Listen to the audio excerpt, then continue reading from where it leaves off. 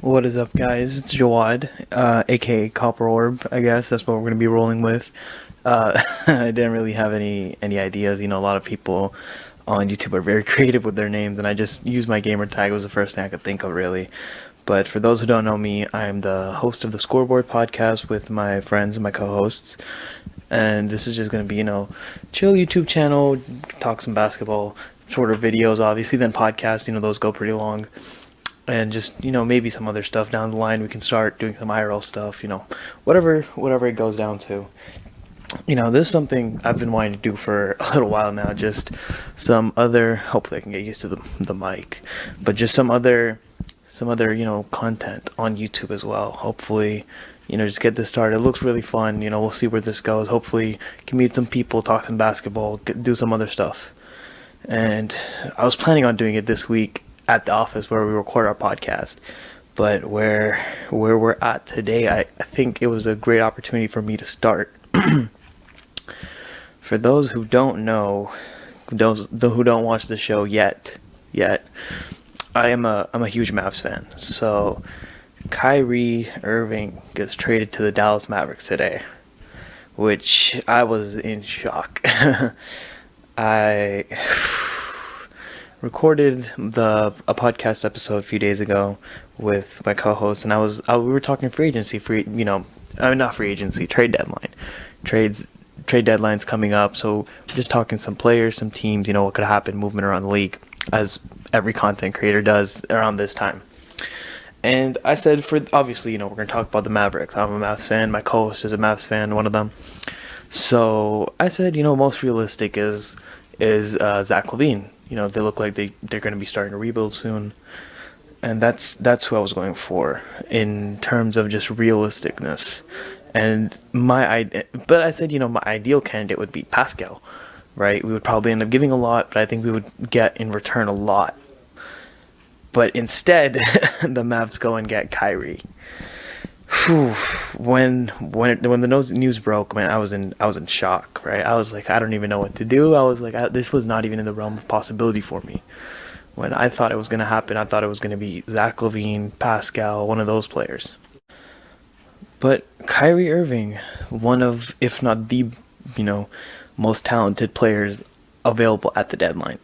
He comes out last week saying that he wants to request a trade for contract reasons. And the instant reaction to everyone is Kyrie to the Lakers, right?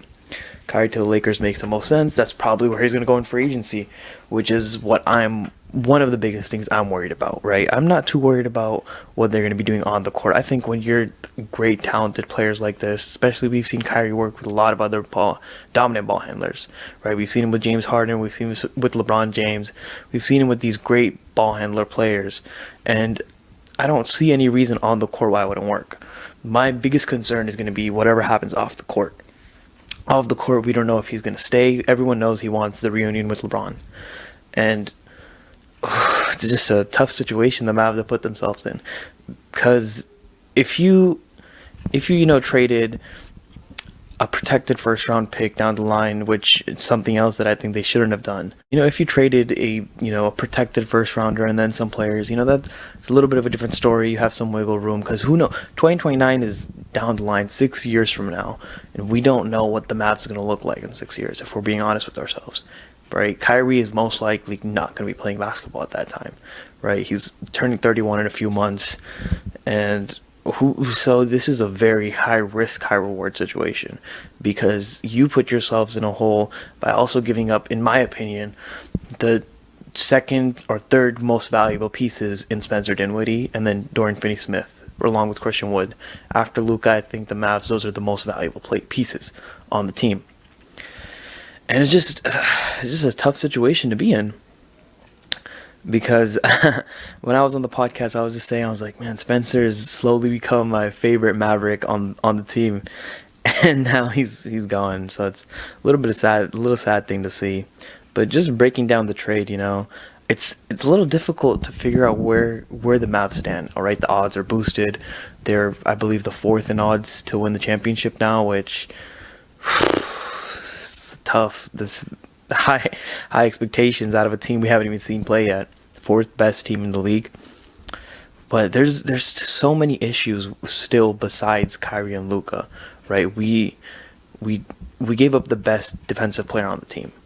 The Mavs gave up the best defensive player on the team in Dorian Finney-Smith, which I don't think that was reasonable. I don't think they needed to do that. It just playing devil's advocate, right? I'm excited. I'm so excited to see Kyrie in a Mavs jersey, right? One of the best players to watch. One of just a great overall player, right? You can say whatever you want off court stuff, but basketball wise, he's just a different breed. And I don't think that they had to give up Spencer and Dorian Finney-Smith, even though you can see all these other packages, right? But you gave up Dorian Finney-Smith, Spencer Dinwiddie, and an unprotected first rounder years down the line. It's not even protection, it's not anything, right? And I was saying that it would have probably been a better idea to keep one of those two and give up Reggie or Tim Hardaway Jr., because those are also valuable pieces, but not as valuable as Spencer or Dorian. But it is what it is at this point. I think the best thing the Mavs can do from here is, I would say trade Tim Hardaway Jr. and try to get a defensive player, and then give Josh Green just hella minutes. I think that's where they need to get from here. I think another thing, looking at other teams around the league, the Clippers were in the sweepstakes, the Lakers, and the Heat and the Suns, right? Those were, I believe, the three biggest teams on the market for Kyrie Irving. And now the Suns are reported to look for KD, but the Nets are saying that they're going to aggressively build around KD, which I don't really understand how that's going to work, right? You see Kevin Durant as a player who's really always needed another star next to him. He has not won without another star next to him, and no matter what you do, you can't really get another star. I mean, how likely is it that they could get someone like a Pascal or a Zach LaVine? And even if you do get one of those two, what's to say it's going to work? So I think the Nets have also dug themselves a hole if they keep Kevin Durant. But besides that, the fact that this trade happened today and not later down this week, closer to the deadline, gives a lot of other teams to make some more moves, because they were all willing to give up a lot, right? All of those teams were giving up a lot of picks, a lot of assets, and they just chose the Mavs offer. I think the funniest part is Joe Tsai saying that he didn't want to get him to LA. I think that was the funniest part. You can, at the end of the day, all these guys are also human. They want to do whatever they want to do. But overall, I think, this is a very exciting time to be a basketball fan, right? You're about to see Kyrie Irving and Luka Doncic, two of the most electrifying players in the league, play on the same court every single night, right? It's going to be one of the best times in the NBA, great times to be a Mavs fan, hopefully until this summer. I guess we can see what happens. So, it's a quick one take, type of video that I'm going to be doing for today. Hopefully from the future I can come with more of a script. It was just something that just came up. I'm going to be posting weekly videos. If you enjoy these type of videos, consider subscribing, liking, all that stuff. And then, comment down below your guys' thoughts and opinions. I really want this channel to be something where I can, talk some basketball with people. I don't want this to just be me sitting in front of a camera and just going on and on about stuff. I want to be able to talk to people about basketball. I want to see other people's thoughts and opinions on basketball. But until next time.